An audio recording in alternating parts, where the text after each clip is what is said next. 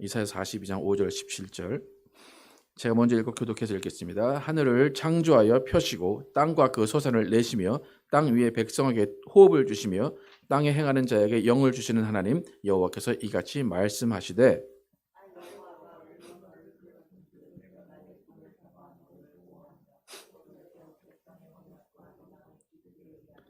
내가 눈먼 자들의 눈을 밝히며 갇힌 자를 감옥에서 이끌어내며 흑암에 앉은 자를 깜방에서 나오게 하리라.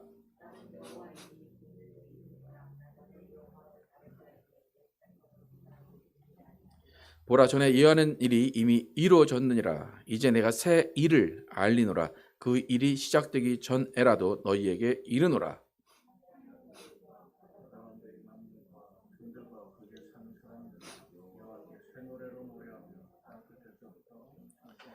광야와 거기에 있는 성읍들과 게달 사람이 사는 마을들은 소리를 높이라. 셀라의 주민들은 노래하며 산 꼭대기에서 즐거이 부르라.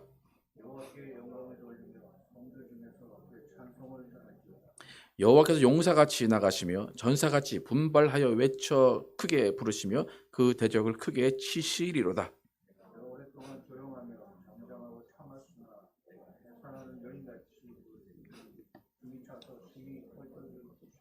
내가 산들과 언덕들을 황폐하게 하며 그 모든 초목들을 마르게 하며 강들이 섬이 되게 하며 못들을 마르게 할 것이며,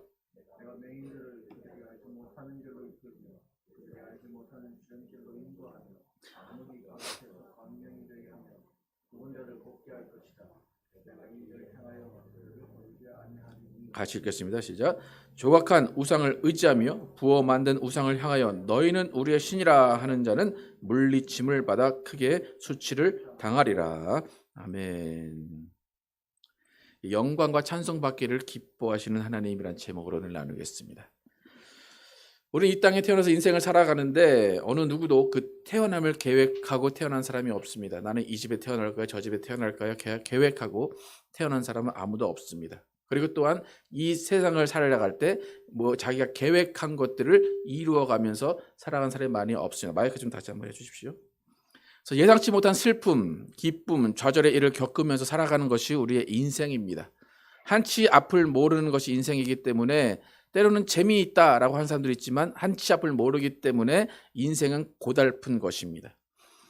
죽음을 앞둔 사람에게 당신이 계획한 인생이 다 이루어졌습니까? 다 계획한 대로 사셨습니까? 라고 물어본다면 아마 99.9%는 그렇지 않다고 대답을 할 것입니다. 인류 가운데 오직 예수님 한 분만이 계획한 인생을 오셨고 계획한 대로 모든 것을 다 이루신 분이십니다. 우리가 인생의 멘토를 찾기를 원하고 인생이 어떻게 살아야 됩니까? 라고 질문을 하면 답을 해줄 사람을 찾는데 어쩌면 이 인생 가운데 모든 것을 다 이루신 예수님이 가장 좋은, 가장 훌륭한 멘토가 될 것입니다. 그럼에도 불구하고 세상은 예수님을 찾지 않고 예수님을 인정하지 않는다는 것은 참 아이러니한 일입니다. 잠언의 저자가 계속해서 인생은 헛되다, 헛되다, 헛되다라고 반복을 합니다. 여러분 이제 인생을 보통 여기는 한 40년 정도 넘게 사시는 분들이 대부분인데 여러분 인생은 헛됩니까? 아니면 인생은 가장 아주 실하고 가장 추천할 만하고 그렇습니까? 여러분 어떻습니까? 인생은 헛되다고 깨달아지시는 나이가 됐습니까? 어떻습니까? 아직도 인생이 너무 재미있습니까? 어떻습니까? 나이가 들면 들수록 하는 고백은 인생은 헛되다라는 것입니다. 그러니까 인생은 헛되다라는 것이 나이가 들수록 시간이 지날수록 연륜이 찰수록 느끼게 되는데 인생이 헛되다라고 느끼는 가장 큰 원인은 무엇인가? 그것은 아까 말씀드렸지만 인생은 내 마음대로 되지 않기 때문에 인생이 헛되다 이야기를 합니다. 그러니까 내 마음대로 되지 않는 인생이다라는 것을 다른 말로 하게 되면 인생이 헛되다는 말을 다른 말로 하면 내 인생의 주인이 내가 아니다라는 것입니다. 내 마음대로 되지 않기 때문에 내 인생의 주인은 내가 아니다. 그래서 인생은 헛되다 그렇게 이야기합니다. 만약 생일이나 졸업식이 있는데 그 주인공은 하나도 다 빠지고 다른 사람들, 손님들만 있다면 그 졸업식이나 그 생일은 헛되다, 헛된 것이다 라고 밖에 말할 수가 없을 것입니다. 그러니까 우리의 인생이 내가 살아봤는데 내 마음대로 안 된다 라는 것을 깨닫게 되는 그것이 인생은 헛되다는 것을 깨닫는 것입니다. 여러분, 여러분의 인생, 여러분이 사는 인생, 여러분이 주인이라고 자신할 수 있습니까? 어떻습니까? 여러분의 인생, 여러분 마음먹은 대로, 여러분이 하고자 하는 대로, 계획한 대로 다 이루어졌고 이루어지고 있습니까? 어떻습니까? 여러분이 계획한 것이 이루어지지 않고 여러분의 인생이 여러분의 뜻대로 되지 않음에도 불구하고 여러분이 만약에 내 인생의 주인은 나다 라고 한다면 그것은 어불성설입니다. 그러니까 우리의 주인, 인생의 주인이 우리가 아니다 라고 인정을 한다면 우리가 하루빨리 해야 되는 일은 뭐냐면 우리의 인생의 주인이 누구인가를 찾아야 되는 것이 가장 빨리 해야 될 일입니다. 여러분 자신이 인생의 주인이 아니라고 인정한다면 그럼 과연 누가 여러분 인생의 주인일까? 여러분 인생의 주인은 누구십니까? 내 인생의 주인은 누구다 라고 말할 수 있습니까? 만약에 여러분의 인생의 주인이 내 부모님이다 라고 한다면 왜 그렇게 이야기를 할까요? 엄마 아빠가 내 인생 어떻게 하라는 겁니까? 책임지라는 겁니다. 그죠? 근데 여러분의 엄마 아버지가 여러분이 엄마 내 인생의 주인은 엄마야 아빠야 그러면 부모님은 뭐라고 얘기합니까? 어떻게 얘기하실 것 같습니까? 그래 네 인생의 주인은 나야 그러니까 내가 모든 걸 책임져 줄게 그럽니까? 아니면 네 인생 네가 살아라 그렇게 말씀하십니까? 과연 성경에서는 우리의 인생의 주인이 누구라고 이야기를 하는지 한번 오늘 본문을 통해서 보겠습니다. 5절 함께 읽어보겠습니다. 시작. 하늘을 창조하여 펴시고 땅과 그 솟아를 내시며 땅 위에 백성에게 호흡을 주시며 땅에 행하는 자에게 영을 주시는 하나님 여호와께서 이같이 말씀하시되. 하나님 여호와가 뭐 하시는 분이시라고 합니까? 하늘을 창조하시고 펴시고 땅에 솟아를 내시며 땅 위에 백성에 호흡을 주시며 땅에 행하는 자에게 영을 주신다. 그러니까 먹고 살게 하시고 육을 주시고 영까지 주시는 분이 우리 하나님이십니다. 그렇기 때문에 하나님은 우리의 인생의 주인이 되십니다. 그러니까 여러분의 모든 것을 주셨기 때문에 하나님은 우리 인생의 주인이십니다. 영과 혼 주셨지만 그래도 내 인생의 주인은 납니다 라고 주장하면 어쩔 수 없겠지만 우리에게 모든 것을 주신 분이 하나님이시기 때문에 우리의 인생의 주인은 당연히 하나님이십니다. 하나님이 우리를 창조하시고 우리에게 자유의지를 주셔서 우리는 선택하고 결정할 수 있는 자유가 있습니다. 하지만 그럼에도 불구하고 여전히 이 땅에서 하나님은 우리를 목적을 두고 지으셨기 때문에 우리의 인생은 하나님이 주인이십니다.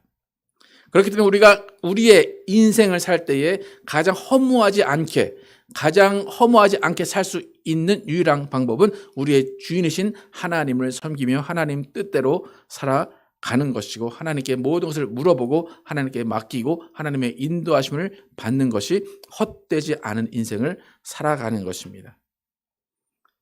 우리가 기도할 때도 마찬가지입니다. 우리가 기도할 때 우리의 인생의 주인이 누구인지를 알고 기도를 해야 됩니다. 우리 갈 길을 정해놓고 내 계획을 정해놓고 하나님 이렇게 해 주십시오 라고 기도하는 것은 여전히 인생의 주인이 나라고 하는 것입니다. 하지만 우리가 기도할 때 하나님 내가 갈 길을 알지 못하오니 나를 인도하시고 그 길을 알려주십시오라고 하나님께 기도하는 그것이 내 인생의 주인이 하나님임을 인정하는 기도입니다. 여러분의 인생, 여러분의 뜻과 생각대로 이루어지고 있는 것 같습니까? 하나님의 뜻과 생각으로 이루어지고 있는 것 같습니까? 어떻습니까? 과연 어떻습니까? 여러분의 인생이 잘 되든 안 되든 그것이 여러분의 뜻대로 이루어지고 있습니까? 아니면 그것이 모든 것이 하나님의 뜻, 하나님의 계획이라고 인정하십니까? 우리가 이사야서를 계속 보고 있는데 이사야서 40장 이후의 일은 인간이, 이스라엘이 어떻게 하겠다라는 내용이 아닙니다. 이사야서 40장 이후의 일은 하나님이 어떻게 하시겠다는 거예요. 이스라엘이 어떤 행동을 하던 이 다음에는 40장 이후에 있는 내용에는 전혀 이스라엘이 행동을 어떻게 하던지 간에 그 모든 것이 상관이 없습니다.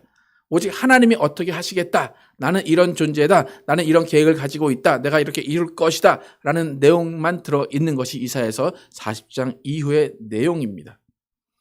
그러니까 이전까지는 하나님이 이스라엘이 어떻게 행하든지 참고 보셨습니다. 그리고 때에 맞춰서 이스라엘이 잘못하면 보응하시고 잘하시면 칭찬하시는 그런 모습을 보이셨습니다. 그래서 이스라엘이 어떻게 행하는가에 의해서 하나님이 조금 움직이시는 모습을 볼 수 있습니다. 그런데 40장 이후의 내용은 뭐냐면 인간이 이미 한 일들은 끝났습니다. 그 다음에 하나님이 계획하신 일들을 이루시겠다는 것이 그 내용입니다.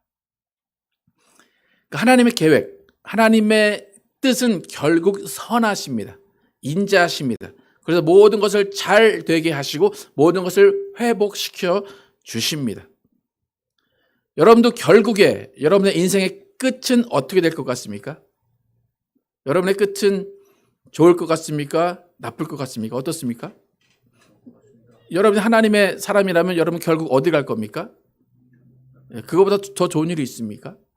결국은 어떻습니까? 결국은 선하고 인자하신 하나님의 뜻대로 이루어집니다. 근데 문제는 뭡니까? 끝은 그렇게 정해져 있어요. 근데 문제는 뭡니까? 지금 이 순간, 지금 이 시간이 그렇게 내가 보기에 좋거나 내가 보기에 합당하지 않다는 것이 문제입니다. 지금 이사야서 40장 이후의 그 내용은 포로 생활 중의 이야기입니다. 70년 동안 하나님이 이스라엘에게 포로 생활을 할 것이다 라고 선포를 하시고 계획하시고 그것을 이루시는 기간입니다. 그런데 그 70년 동안 포로 생활을 하는 이유는 그 포로 생활하는 그 사람들의 죄보다는 이전에 조상들이 우상을 섬겼기 때문에 전에 조상들이 하나님을 배반했기 때문에 그 70년 동안에 사는 그 사람들이 포로 생활을 겪게 됩니다. 그럼 결국 마지막에는 천국을 갈 것이지만 어느 세대에는 심판을 받고 어느 세대에는 기쁨을 얻고 어느 세대에는 어려움을 겪고 어느 세대에는 부요한 삶을 살게 됩니다. 여러분, 이스라엘의 이 모습을 보면 이스라엘의 그 70년 동안 포로 생활하는 그 사람들의 부모가 우상 숭배를 했기 때문에 포로 생활을 하게 됩니다. 그럼 누구의 잘못입니까? 누구의 잘못을 누가 다 뒤집어 쓰는 겁니까? 부모의 잘못을 자식이 다 뒤집어 씁니다. 이 다음 세대, 즉 예수님이 오시는 그 준비를 하기 위해서 이제 하나님이 준비를 하시는 그때가 지금인데 그때에 하나님은 이스라엘이 무엇을 했다, 안 했다 그것을 보시는 것이 아니라 이 전에 했던 그 결과들을 가지고 그 70년을 이루어 가십니다. 그러나 말씀드렸지만 그 결과는 결국 70년은 끝날 것입니다. 그 포로 생활은 끝날 것이라는 것을 하나님이 이미 예고를 하고 계십니다. 여러분 잘 생각을 해보십시오. 이 이사야서를 우리가 통해서 무엇을 깨달아야 되냐면 지금 내가 우상을 섬기고 있습니다. 하나님을 섬겨야 되는데도 불구하고 돈을 따르고 물질을 따르고 다른 쾌락을 따르고 있습니다. 그런데 나에게 아무 일이 일어나지 않습니다. 그렇다면 하나님은 분명히 우상을 섬기는 자들에게 수치를 주신다. 우상을 섬기는 자들을 하나님이 벌하신다라고 했는데 그 일이 나에게 안 이루어졌습니다. 그럼 그 일은 없어지는 걸까요? 어떻게 될까요? 이 성경을 통해서 본다면 그 일은 언제 이루어진다는 겁니까? 내 자식 때 아니면 내 후대, 3대 언젠가는 이루어진답니다. 근데 그게 하나님의 계획입니다. 하지만 언젠간 이루어지지만 그 끝은 결국에는 좋은 일입니다. 하나님이 천국을 가게 하시고 하나님이 다 회복시키십니다. 그런데 어느 세대 인간은 고난을 받고 어느 세대 인간은 그것을 책임진다는 겁니다. 여러분 잘 생각해 보시죠. 여러분의 인생을 한번 보십시오. 지금 여러분의 인생 잘 보면 여러분 그게 크게 잘못한 거 없는 것 같죠, 그죠? 그리고 크게 잘한 것도 없는 것 같은데 여러분이 겪는 상황들이 어떻다라고 생각이 되십니까?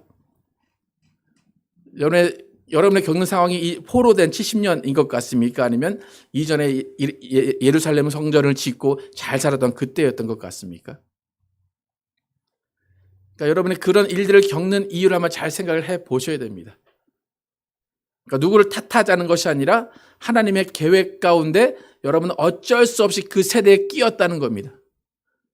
지금 저희 세대 아마 한 70년, 한 80년 그 세대를 끼인 세대라고 얘기를 하는 것 같은데, 그냥 저희는 그 아날로그와 디지털의 중간을 다 경험한 세대잖아요. 그러니까 그런 세대들이 있는가 하면 지금 태어나는 아이들은 스마트폰을 저절로 익히는 그런 세대가 되는 겁니다. 그러니까 그 세대에 맞춰서 태어나는 것도 복일 수가 있는 겁니다.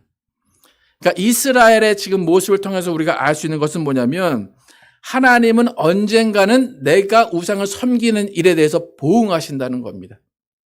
그러니까 만약에 지금 여러분이 내가 하나님을 섬기지 않고 우상을 섬기고 있는데 나에게 무슨 일이 이루어지지 않고 나에게 아무런 보응이 없다, 나는 기쁘다 라고 하면서 하나님을 계속 섬기지 않는 그 모습을 보인다면 언젠가는 하나님이 우상을 섬긴 그 책임을 자녀들에게, 그 다음 세대에게 물을 수밖에 없다는 겁니다. 그러니까 이스라엘이 잘못된 길을 갔던 그 과거의 일들을 하나님은 돌이키시는 중입니다. 근데 돌이키시는 그 특정한 세대 가운데 어느 세대는 포로 생활을 경험하게 된다는 겁니다. 그리고 하나님의 계획은 반드시 이루어집니다. 우리가 성경에 행한 대로 갚는다라는 말이 있는데, 그것은 우리가 뭐 천국 가서의 이야기일 뿐 아니라 이 시대에도 반드시 이루어지는 일입니다. 그러니까 우리가 믿음의 선조로서 가장 유의해서 해야 될 것은 뭐냐면, 나의 잘못, 나의 우상 섬기는 그 일들 때문에 내 자손과 내 후대들이 어떤 어려움을 겪지 않을까라는 생각을 해야 됩니다. 그래서 지금 빨리 하나님께 돌아오는 것이 자녀들, 또 다음 세대를 위해서 그들을 위하는 일입니다. 그래서 지금 하나님은 하나님의 시간에 하나님의 정의를 보여주고 계십니다. 그러니까 지난 설교에서 정의가 뭐라고 그랬죠? 정의가 어떤 뜻이라고 그랬죠? 다 기억하시죠? 그죠? 네. 각자 개인에게 상자를 주는 것이 아니라, 상자는 아무한테도 안 줘요. 개인에게는 안 줘야 하지만 그 펜스를 없애주는 거예요. 그러니까 아이가 지금은 그 철장 사이로 축구를 보지만 철장이 없어지는 것이 아니고 그 아이가 자라나면 축구를 볼 수 있는 것처럼 희망을 주는 것, 소망을 주는 겁니다. 그러니까 사회적인 시스템을 바꿔주는 것이 정의입니다. 하나님도 지금 그 이야기를 계속해서 반복해서 하십니다. 하나님이 계획을 가지고 인생을 이끌어 가시는데 억압이나 속박이 아닌 하나님의 정의를 이루려고 하십니다. 6절 함께 읽어보도록 하겠습니다. 6절, 7절 함께 읽겠습니다. 시작. 나 여호와가 의로 너를 불렀은즉 내가 내 손을 잡아 너를 보호하며 너를 세워 백성의 언약과 이방의 빛이 되게 하리니 내가 눈먼 자들의 눈을 밝히며 갇힌 자를 감옥에서 이끌어내며 흑암에 앉은 자를 감방에서 나오게 하리라. 하나님이 택한 자를 뭐로 부르셨다 그럽니까? 의로 부르셨다. 하나님이 택한 자를 정의의 사도로 부르셨다는 거예요. 그래서 하나님 택한 자 예수 그리스도가 오셔서 정의를 행하시겠다라는 겁니다. 근데 이 정의라는 것은 아까 말씀드린 대로 개인적으로 다가오는 것이 아니라는 것이 더 합당한 해석입니다. 그러니까 이 정의는 각 개인에게 눈먼 것을 뜨게 하겠다. 갇힌 각 개인을 놓아주겠다. 각 개인이 빛으로 나오게 하겠다. 그 이야기보다는 세상 전체에게 이런 은혜를 주겠다. 그런 이야기입니다. 그러니까 하나님의 정의라는 시스템을 보면 의롭고 자유롭게 해주는 것은 맞지만 나 개인이 피부로 느끼지 못할 수도 있다는 것을 반드시 깨달아야 됩니다. 하나님은 지속적으로 신뢰할 수 있는 분이지만 나 개인은 그것을 느끼지 못할 수도 있다는 겁니다. 오늘 설교가 좀 어렵죠, 그죠? 여러분 경기가 안 좋다 말하죠, 그죠? 근데 여러분 경기가 안 좋은 거 피부로 느껴집니까? 어떻습니까? 여러분 망하셨습니까? 아니면 잘 못 먹고 사십니까? 어떻습니까? 여러분 집을 다 잃으셨습니까? 그럼 우리는 피부로 경기가 안 좋다는 것을 못 느낍니다. 그러나 세상은, 사회는 어떻습니까? 지금 경기가 안 좋다 이야기합니다. 그러면 각 개인별로 경기가 안 좋은 것을 피부로 느끼는 사람이 있는가 하면 그렇지 못한 사람이 있듯이 그것이 지금 말씀하시는 정의입니다. 여러분 살아가면서 또 예수님을 믿으면서 하나님을 믿으면서 하나님은 정말 살아계신가? 라는 질문 해보신 적 있으십니까?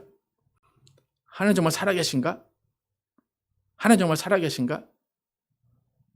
해보신 적 있으십니까? 저는 목사인데 질문을 많이 합니다. 정말로 많이 합니다. 정말 살아계신가?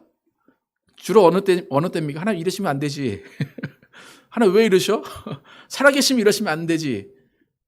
저는 정말 그런 질문을 많이 해요. 네. 하면 안 되나요, 목사는? 그러니까 세상에서 불의한 자들이 의로운 자보다 더 잘 삽니다. 열심히 하나님을 해보겠다는 사람이 암으로 죽습니다. 더 하나님을 위해 살겠다는 사람이 더 고생하는 모습을 봅니다. 그러면 저는 질문합니다. 하나님 정말 살아계십니까? 근데 그것이 저의 믿음을 흔들지 못하지만 질문은 나옵니다. 하나님 정말 살아계십니까?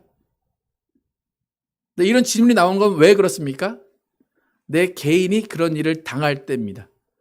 내 개인이 하나님의 살아계심을 못 느낄 때입니다. 그러니까 여러분은 그런 질문을 당연히 할 수밖에 없어요. 내 앞을 보고 내 옆을 보고 내 뒤를 봐도 하나님은 살아계신 것 같지 않아요. 근데 그게 당연한 겁니다. 그게 정의라는 겁니다. 예수님이 이 땅에 오셨지만 내 피부로 느껴지지 않는 것이 정의라는 것입니다. 그러니까 정의라는 것은 각 개인에게 하나씩 주는 것이 아니라는 것을 여러분 기억을 하셔야 돼요. 그래야 하나님과의 신뢰가 깨지지가 않아요. 하나님 정의로우신 분이라면서 왜 나는 이렇게 삽니까? 왜 내 삶은 이 모양 이 꼴입니까? 라고 말하면 하나님의 정의라는 것을 이해하지 못하고 있는 겁니다. 사회적 제도와 시스템을 바꾸려면 오늘 하루아침에 바뀌지가 않습니다.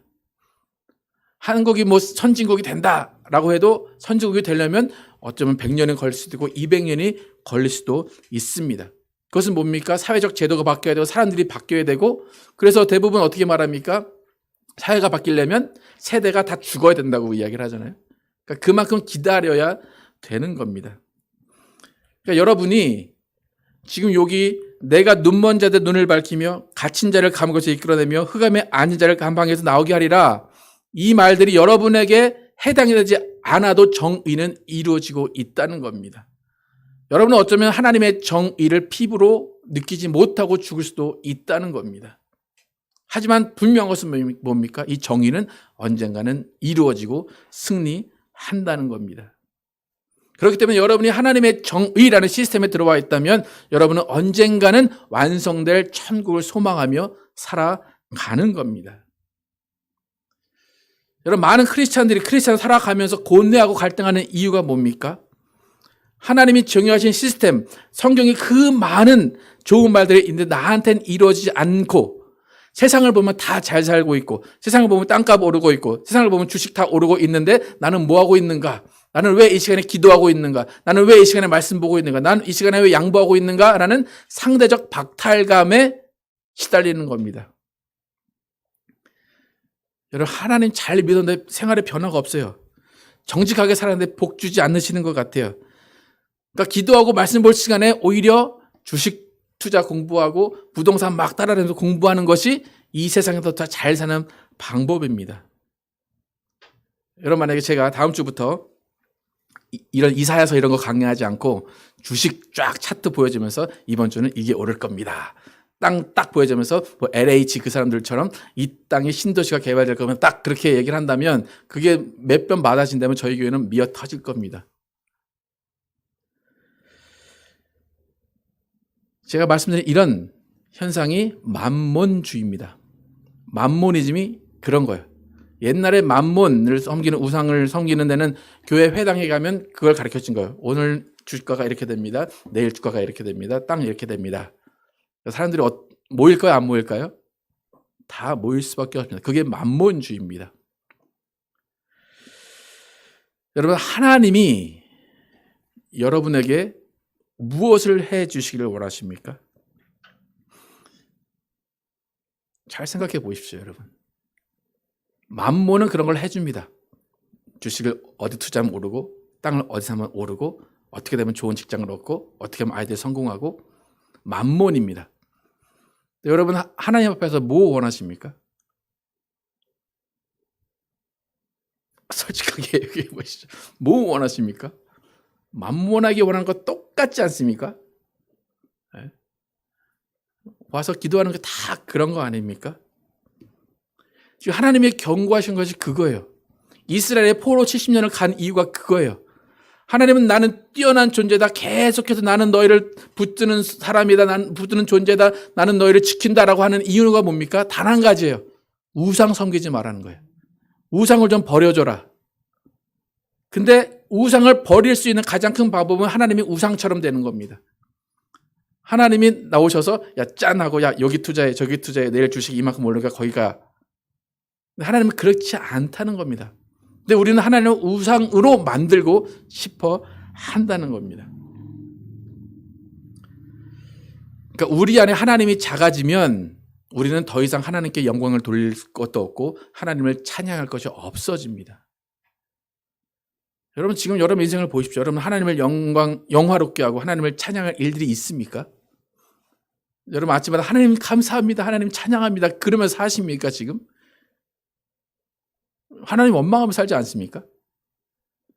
하나님 왜 이렇게 나를 왜 이렇게 놔두십니까? 하나님 왜 이러십니까? 하나님 살아계십니까? 근데 하나님은 영광과 찬송을 즐겨받기를 원하시는 분입니다. 근데 우리의 삶을 보면 우리의 일상을 보면 우리의 벌어지는 일들을 보면 전혀 하나님께 영광과 찬송을 돌릴 일들이 없기 때문에 우리는 하나님을 찬양하고 영광롭게 하지 않습니다.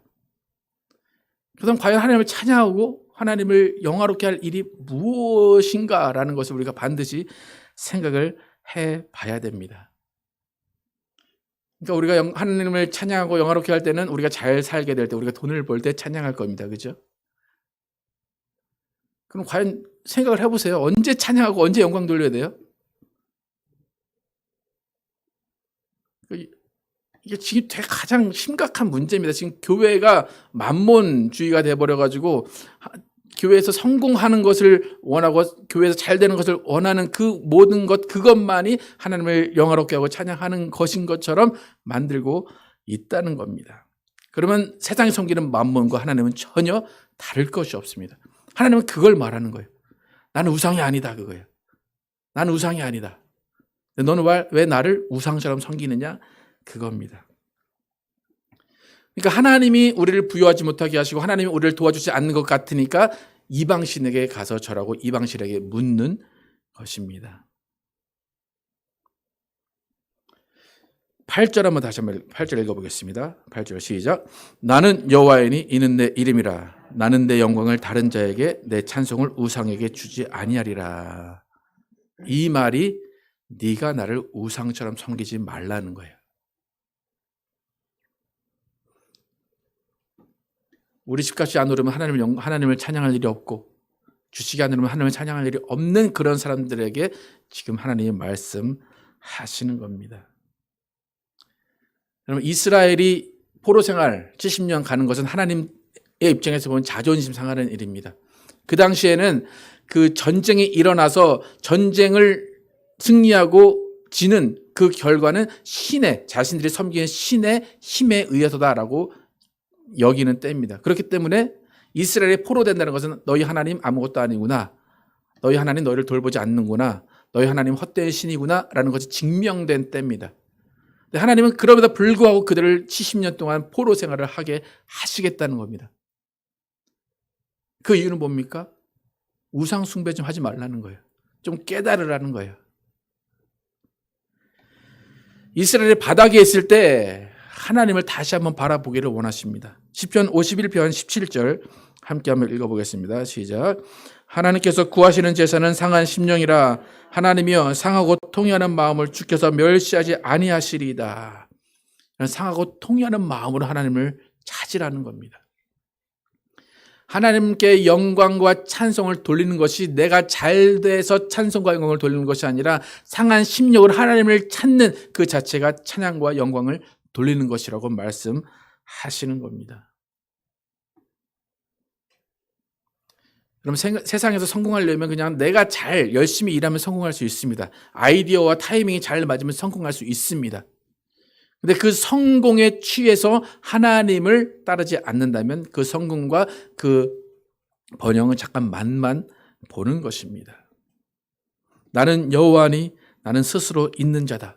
나는 창조자다. 나는 찬양과 영광을 기뻐하는 자다라고 하나님이 여러분에게 말씀하십니다. 여러분, 하나님을 창조자로 인정하십니까? 하나님이 창조자라면 여러분의 인생을 주관하셔야 되는 것을 믿으십니까? 그럼 하나님이 여러 가지 일들을 여러분에 주셔도 여러분 하나님을 찬양하고 하나님께 영광을 돌려야 되는 겁니다. 여러분, 하나님은 우상이 아니십니다. 여러분, 하나님은 돈 주시는 분이 아니라 만물을 주관하셔서 만물을 이끌어 가시는 분이십니다. 이스라엘에게도 원대한 계획을 가지고 계셨어요.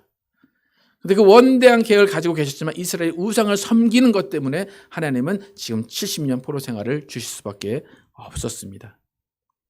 우상을 섬기는 결과는 뭐였습니까? 포로된 것이었고 흑암이었고 감옥이었습니다. 여러분, 과연 지금 여러분의 인생이 흑암이고 감옥이고 여러분의 인생이 포로라고 생각이 드십니까? 아니면 자유하다고 생각이 드십니까? 그것이 여러분의 잘못은 아닐 수도 있습니다. 여러분의 부모가 여러분의 그 선조들이 하나님을 섬기는 것이 아니라 우상을 섬겼기 때문에 여러분이 그런 일을 당할 수도 있습니다. 그럼에도 불구하고 하나님은 끝에서는 여러분에게 천국을 소유하게 할 것이고 여러분에게 자유를 줄 것이고 여러분의 회복을 줄 것입니다. 그렇기 때문에 우리는 하나님을 찬양하고 영광을 돌려야 마땅합니다. 여러분 안에 가진 우상을 버리시기 바랍니다. 여러분을 위해서도 맞긴 하지만 여러분의 자녀, 그 다음 세대를 위해서 여러분은 우상을 버려야 됩니다. 물질과 신과가 정성 하나님께 드리면서 하나님과 교제하시기 바랍니다. 하나님 자리에 앉혀놓은 그 우상을 깨트리시기 바랍니다. 하나님을 하나님의 자리에 올려놓으시기 바랍니다. 하나님은 영광과 찬송을 기뻐하시는 분입니다. 이 시간 이 세대에는 돈이 넘쳐납니다. 돈이 넘쳐난데도 이 세대는 힘들고 외롭고 우울합니다. 그 이유는 뭡니까? 단 한 가지입니다. 하나님을 모시지 않기 때문입니다. 인생에 하나님이 없기 때문입니다. 인생의 주인이 없기 때문입니다. 우상을 버리고 하나님께 나아가야 됩니다. 16절 17절 함께 한번 읽어보겠습니다. 시작. 내가 맹인들을 그들이 알지 못하는 길로 이끌며 그들이 알지 못하는 지름길로 인도하며 암흑이 그 앞에서 광명이 되게 하며 구분대를 곧게 할 것이라. 내가 이 일을 행하여 그들을 버리지 아니하리니 조각한 우상을 의지하며 부어 만든 우상을 향하여 너희는 우리의 신이라 하는 자는 물리침을 받아 크게 수치를 당하리라. 우상을 섬기는 자들은 반드시 수치를 당한다는 겁니다. 내가 당하지 않더라도 내 자녀들이, 내 다음 세대들이 당할 수밖에 없습니다. 하나님은 여러분을 버리지 않으십니다. 하나님을 의지하시기 바랍니다. 하나님을 따라 가시기 바랍니다. 모든 순간에 하나님께 영광과 찬송을 돌리시기 바랍니다. 여러분, 하나님께 영광을 돌리고 찬송을 돌리는 것이 뭔지 잘 모르시죠, 그죠? 네. 그래도 그냥 하나님께 영광, 하나님께 찬송 계속 그 생각만 하시다 보면 먼 훗날에 돌아보면 하나님이 이렇게 이끄셨구나라는 것을 여러분 느낄 수가 있을 것입니다. 그래서 이미 만들어 놓으신 하나님의 정의 시스템 안에서 각 개인에게 주어진 것은 아니지만 이미 하나님이 만들어진 그 시스템 안에서 하나님께 영광을 돌리고 하나님을 찬송하시는 여러분과 제가 되기를 예수 이름으로 축복합니다. 찬양하시겠습니다. 하나님께서